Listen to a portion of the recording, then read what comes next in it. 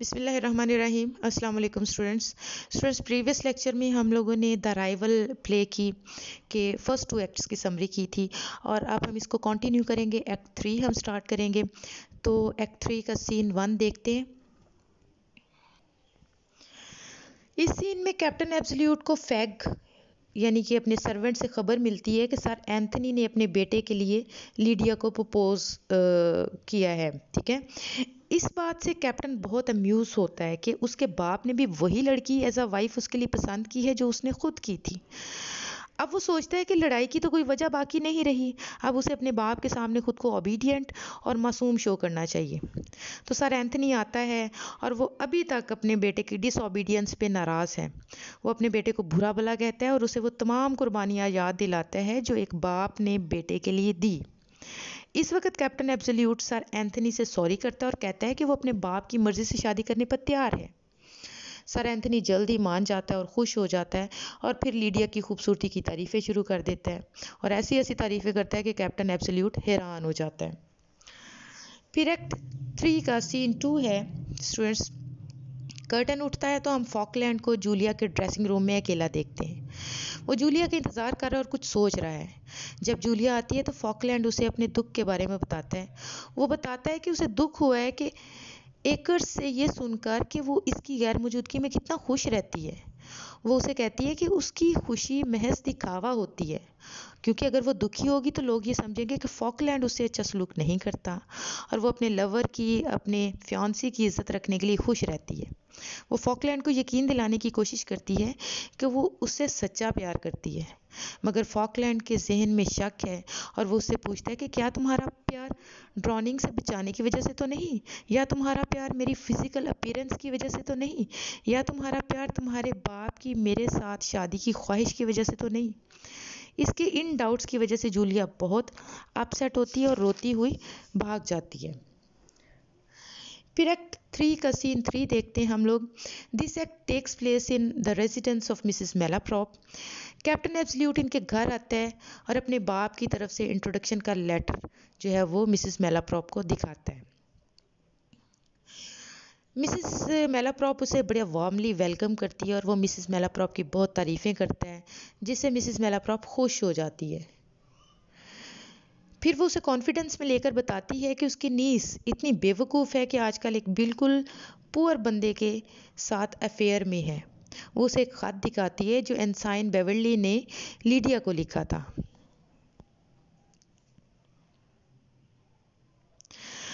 तो captain absolute देखता है कि ये तो वही ख़त है जो उसने आखिरी दफ़ा लीडिया को लिखा था और कहा था कि वो उसकी आंटी को धोखा देकर उससे मिलने की कोशिश करेगा। और उसमें उसने मिसेस मेलाप्रॉप के बारे में बड़ी गलत किस्म की बातें भी लिखी थी, बड़े गलत किस्म के अल्फाज इस्तेमाल किए थे। उसे ओल्ड वेदर बिटन लिखा था और शी ड्रैगन लिखा था। कैप्टन एब्सोल्यूट उसे कहता है कि उसे मेलाप्रॉप को यानी कि मेलाप्रॉप को इन लेटर्स को बिल्कुल इग्नोर कर देना चाहिए। जब लीडिया अपने लवर के साथ भागने की कोशिश करेगी तो वो आकर उसके लवर को नॉक डाउन कर देगा और ख़ुद लीडिया को हासिल कर लेगा। मिसेस मेलाप्रॉप इस सजेशन पे बहुत खुश होती है और कहती है कि जैसा वो कहेगा वो वैसा ही करेगी। अब कैप्टन एब्सोल्यूट मिसेस मेलाप्रॉप से रिक्वेस्ट करता है कि वो उसे लीडिया से मिलने दे। वो कहता है कि अगर वो लीडिया से कहे कि एंसाइन बेवर्ली उससे मिलने आया है तो वो फ़ौरन मिलने पर रजामंद हो जाएगी। तो मिसेस मेलाप्रॉप मान जाती है, वो चली जाती है और लीडिया को भेजती है। जब लीडिया बेवर्ली को देखती है तो वो बहुत खुश होती है और कैप्टन एब्सोल्यूट उसे कहता है कि उसने मिसेस मेलाप्रॉप को धोखे से ये यकीन दिला दिया है कि वो ही कैप्टन एब्सोल्यूट है। लीडिया बहुत खुश होती है और यहाँ पे बड़ी स्किलफुल सी आयरनी यूज़ हुई है कि लीडिया आइडेंटिफाई नहीं कर पा रही कि असल में जिसको वो एंसाइन बेवर्ली समझती है वो उसके सामने जो बैठा हुआ है वो कैप्टन एब्सोल्यूट है। ठीक है, यहाँ बड़े स्किलफुल तरीके से उसको जो आरबी शेरिडन ने आयरनी यूज़ की है। अब वो दोनों बातें करते हैं। बेवर्ली कहता है कि उसे लीडिया की इनहेरिटेंस से कोई वास्ता नहीं है, इन्हें पहली फुर्सत में भाग जाना चाहिए। इस बात से लीडिया बड़ी खुश होती है। लीडिया कहती है कि ये दौलत मोहब्बत पर बोझ होती है, क्या तुम इसे छोड़ने के लिए तैयार हो? तो बेवर्ली कहता है कि उसे सिर्फ लीडिया की मोहब्बत चाहिए। लीडिया कहती है कि बेवर्ली के साथ पुवर्टी में ज़िंदगी गुजारना भी कितना चार्मिंग होगा। और फिर स्टूडेंट्स एक्ट 3 का सीन 4 है। This scene takes place in Acres lodging in Bath. Acres अपने सर्वेंट डेविड से बातें कर रहा है। उसने लेटेस्ट फैशन के कपड़े पहने हुए हैं और डेविड से कहता है कि वो इस ड्रेस में कैसा लग रहा है। तो डेविड उसे बताता है कि वो इस ड्रेस में बहुत चेंज लग रहा है, बहुत खूबसूरत लग रहा है। अगर वो अपने शहर वापस जाएगा तो कोई भी उसे नहीं पहचान पाएगा। एकर्स ये सुनकर खुश होता है कि वो अब फैशनेबल लगता है, मगर उसे अफसोस है कि वो फ्रेंच डांस के स्टेप्स नहीं सीख सका, जो कि बाथ जैसे सिटी में बड़ा ऑनर समझा जाता है। This shows he is a country fop who has come to the country to learn city manners. ठीक है। और students such fops are frequently found in comedy of manner of Restoration period. इस तरह के जो फॉप्स हैं ना वो काफ़ी ज़्यादा कॉमेडी ऑफ मैनर में पाए जाते हैं, जिसमें जो है वो मैनर्स, सिटी मैनर्स सीखने के लिए जो अजीबो गरीब किस्म की हरकतें करते हुए कैरेक्टर्स हमें नज़र आते हैं। सर लूसियस वहाँ आता है। बॉब उसे बताता है कि उसने लीडिया को प्रपोज करने की कोशिश की है, मगर वो एक पुअर एनसाइन से मोहब्बत करती है। सर लूसियस उसे कहता है कि एकर्स को अपने राइवल को डुअल फाइट के लिए चैलेंज करना चाहिए, मगर एकर्स कहता है कि बेवर्ली ने तो उसे कोई नुकसान नहीं पहुंचाया, इसलिए डुअल का सवाल ही पैदा नहीं होता। मगर सर लूसियस उसे कहता है कि क्या ये नुकसान काफ़ी नहीं कि वो लीडिया को उससे छीन रहा है। सर लूसियस की बातों में आकर एकर्स बेवर्ली को डुअल के लिए चैलेंज लेटर लिखता है ताकि वो लड़कर फैसला कर सकें कि लीडिया से शादी कौन करेगा।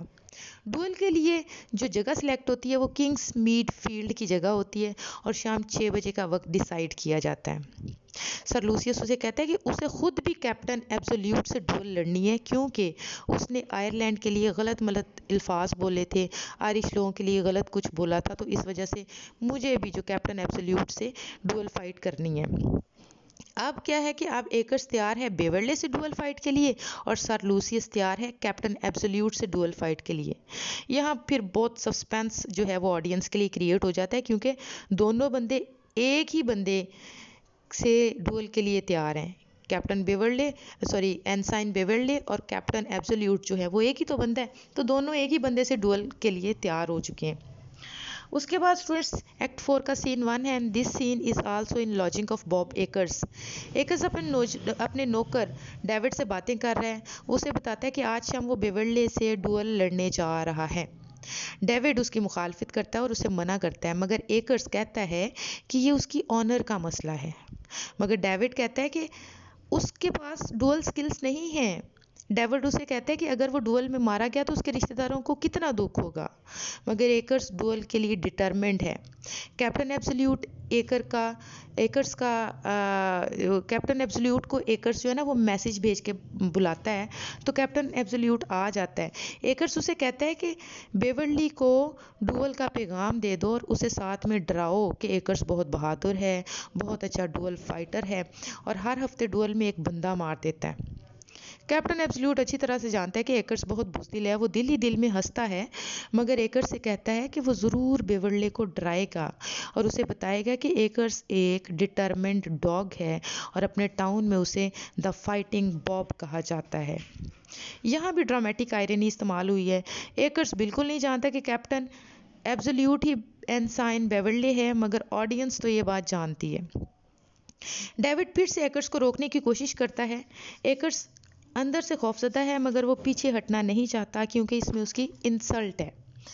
तो एक्ट 4 का सीन 2 है and this scene is in Malaprop's house. Mrs Malaprop Lydia को कैप्टन एब्सोल्यूट का रिश्ता एक्सेप्ट ना करने पर बुरा भला कह रही है। सर एंथनी और कैप्टन एब्सोल्यूट आते हैं। लीडिया बिल्कुल भी नहीं देखती कैप्टन एब्सोल्यूट की तरफ। अब लीडिया को डर है कि मेलाप्रॉप नाराज़ होगी, क्योंकि पिछली मुलाकात में बेवर्ले ने मिसेस मेलाप्रॉप को यकीन दिला दिया था कि वो ही कैप्टन एब्सोल्यूट है। अब रियल कैप्टन एब्सोल्यूट को मिसेस मेलाप्रॉप जब देखेगी तो वो बहुत नाराज़ होगी। लीडिया बिल्कुल भी सर एंथनी और कैप्टन एब्सोल्यूट की तरफ नहीं देखती। दूसरी तरफ एब्सोल्यूट परेशान है क्योंकि उसका बेवर्ली वाला सीक्रेट खुलने वाला है। सर एंथनी कैप्टन को इंसिस्ट करता है कि वो लीडिया से बात करे और मिसेस मेलाप्रॉप लीडिया को इंसिस्ट करती है कि वो कैप्टन एब्सोल्यूट से बात करे, मगर दोनों अपनी अपनी जगह परेशान हैं। तो लीडिया बात करना नहीं चाहती कैप्टन एब्सोल्यूट से, और कैप्टन एब्सोल्यूट इस बात पे परेशान है कि अब लीडिया को मेरी हकीकत पता चल जाएगी। आखिरकार क्या होता है कि लीडिया कैप्टन की तरफ देखती है तो वो वहाँ पे बेवर्ली को देखकर हैरान हो जाती है। जब वो उसे बेवर्ली कहकर बुलाती है तो सर एंथनी और मिसेस मेलाप्रॉप हैरान हो जाते हैं कि ये क्या। तो सर एंथनी समझता है कि नॉवेल्स पढ़ने से लीडिया का दिमाग ख़राब हो गया है, और मिसेस मेलाप्रॉप समझती है कि लीडिया पर बेवर्ली की मोहब्बत का इतना असर है कि वो कैप्टन एब्सोल्यूट को भी एनसाइन बेवर्ली समझ रही है। अब कैप्टन एब्सोल्यूट को आखिर का बताना पड़ता है कि उसने एनसाइन का भेस बदला था क्योंकि उसे पता था कि लीडिया किसी अमीर आदमी से मोहब्बत नहीं करेगी।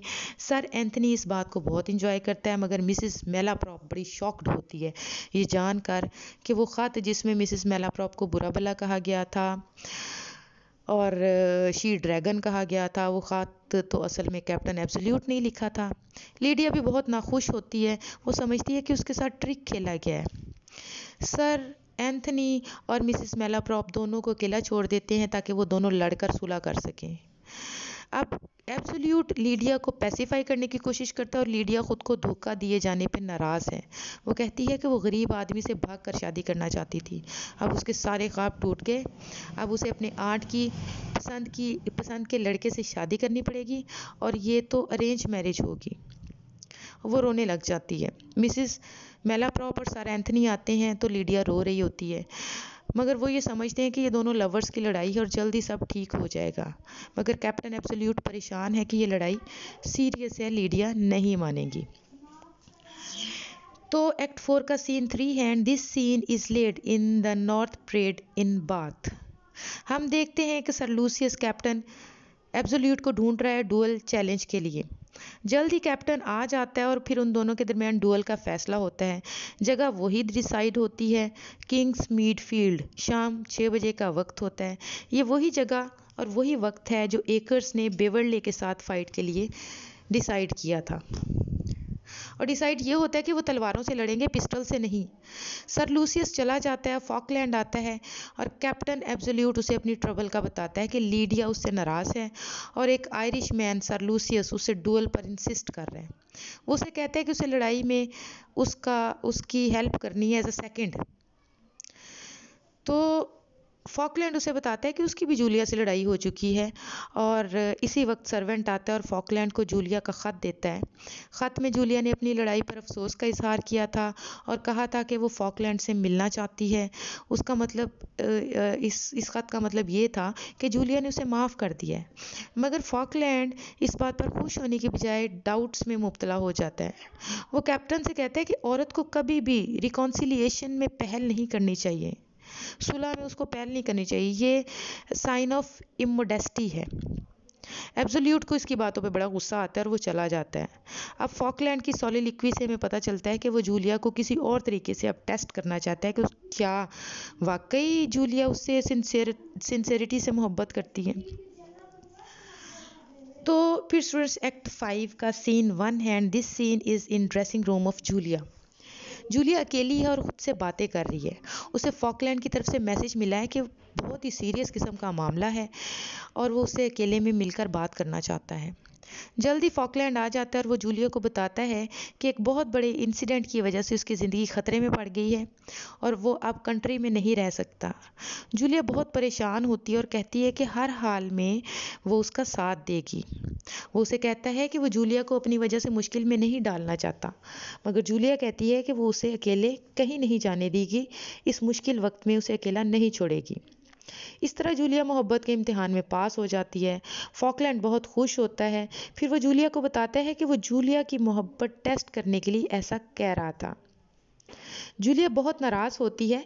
वो फॉकलैंड को अपनी मोहब्बत पर शक करने पर बुरा भला कहती है और बहुत मायूस हो जाती है और उसे छोड़कर चली जाती है। अब फॉकलैंड बहुत शर्मिंदा है, वो भी चला जाता है। फिर ये होता है कि लीडिया जूलिया से मिलने आती है और अभी तक वो लीडिया जो है ना इस दुख से ही बाहर नहीं निकली जो बेवर्ले के धोखे से उसे मिला था। मगर वो कहती है कि अगरचे उसने मुझे धोखा दिया है, मगर मैं फिर भी उसे अपने जहन और दिल से नहीं निकाल पा रही। फिर वो जूलिया को सारी तफसील बताती है कि किस तरह कैप्टन जो है वो कैप्टन एब्सोल्यूट ही असल में एनसाइन बेवर्ले है। तो वो अब तक एनसाइन बनकर जो है वो लीडिया से मिलता रहा है। तो फिर जूलिया उसे बताती है कि मुझे तो ये बात फॉकलैंड ने बहुत पहले बता दी थी, लेकिन मैंने तुम्हें सिर्फ इसलिए नहीं बताया था कि मैं चाहती थी तुम दोनों का रिलेशनशिप कायम रहे। तो फिर लीडिया कहती है कि इसका मतलब है कि मुझे तो सब ने मिलके धोखा दिया है। अचानक वहाँ पे मिसेस मेलाप्रॉप, डेविड और फैग आ जाते हैं एक बहुत ही अलार्मिंग न्यूज़ के साथ। और ख़बर ये है कि बहुत ज़्यादा कत्लो गारत होने वाला है, और इसमें जो लोग शामिल हैं वो हैं captain absolute, Bob acres, Falkland और सर लूसियस। फैग बताता है कि बेवर्ली और एकर्स की डुअल है और कैप्टन एब्सोल्यूट और सर लूसियस की डुअल है। अपने लवर्स का नाम सुनकर लेडीज़ फ़ौरन भागती हैं और इस ब्लड शेड को रोकने के लिए वो प्लान करती हैं। मिसेस मेलाप्रॉप जो है वो फैग से कहती है कि इन्हें फ़ौरन डुअल की प्लेस पर ले जाओ। एक्ट 5 का scene 2 and this scene is now in South Parade. Captain is on his way to Kingsmead field for dual.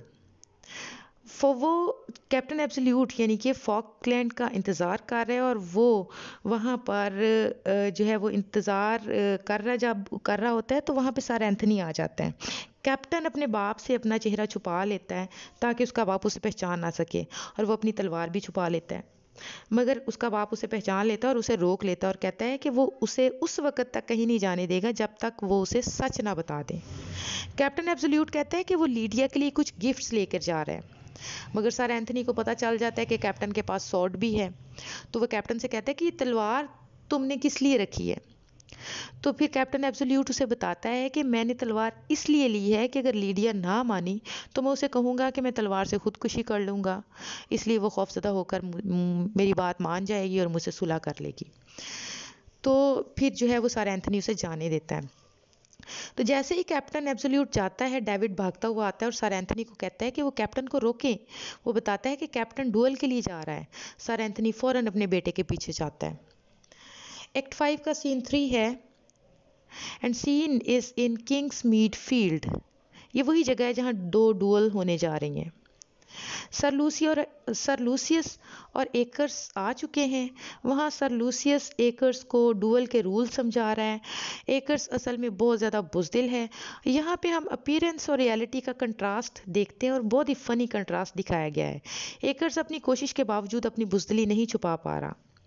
थोड़ी देर बाद फॉकलैंड और कैप्टन एब्सोल्यूट भी आ जाते हैं और उन्हें देखकर एकर्स की रही सही हिम्मत भी जवाब दे जाती है।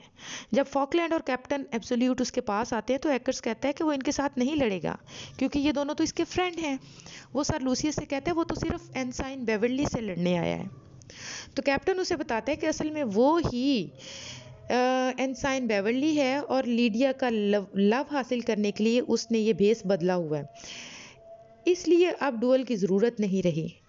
जब एकर्स और बेवर्ले में डुअल नहीं होती तो सर लूसियस कैप्टन एब्सोल्यूट के साथ डुअल के लिए तैयार हो जाता है, और इसी वक्त सर एंथनी लेडीज़ के साथ आ जाता है और कैप्टन एब्सोल्यूट को रोक देता है। वो कैप्टन एब्सोल्यूट और सर लूसियस से पूछता है कि मामला क्या है, किस वजह से डुअल हो रही है। तो सर लूसियस कहता है कि कैप्टन एब्सोल्यूट उसकी महबूबा डेलिया के साथ शादी के चक्कर में है। हम जानते हैं कि सर लूसियस ये समझता है कि मिसिस मेलाप्रॉप की नीस उसे डेलिया के नाम से ख़त लिखती है, तो वो ये समझता है कि ये ख़त लीडिया उसे डेलिया के नाम से लिखती है। मगर यहाँ पर फिर ये भी रिवील होता है वो ख़त तो मिसिस मेलाप्रॉप लिखती थी। सो अब इस डुअल की भी ज़रूरत नहीं रही थी। अब यहाँ पे सर लूसियस बहुत डिसअपॉइंट होता है ये जानकर कि उसे एक बूढ़ी औरत जो है वो डेलिया के नाम से ख़त लिखती रही है।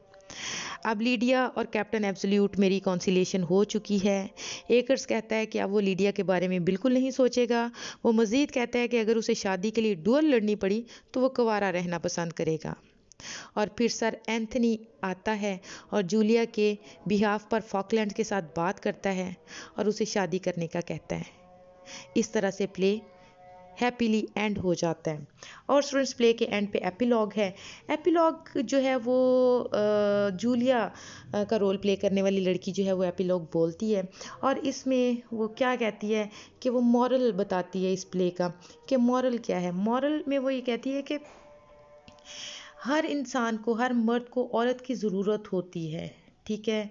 This is true whether the man lives in a city और a country, is a politician, peasant, sailor, soldier or a widower remembering his wife. But those who judge cautiously understand that there is more to love than beauty, and men should appreciate level-headed, knowledgeable women who can guide and advise them. ये यानी कि मर्द किसी भी रूप में हो, उसे अपनी बीवी की ज़रूरत होती है, लेकिन जो है वो ब्यूटी से कहीं ज़्यादा ऐसी चीज़ को अप्रिशिएट किया जाना चाहिए, औरत की उन क्वालिटीज़ को अप्रिशिएट किया जाना चाहिए जो कि उनको उनकी ज़िंदगी में मर्द के काम आ सकें। वो मर्दों को के शाना बशाना उनको सपोर्ट कर सकें, ठीक है, उनकी हेल्प कर सकें ज़िंदगी के हर मैटर में। So this was all about the Rivals by R B Sheridan. Next lecture तक के लिए अपना ख्याल रखिएगा। अल्लाह हाफिज़।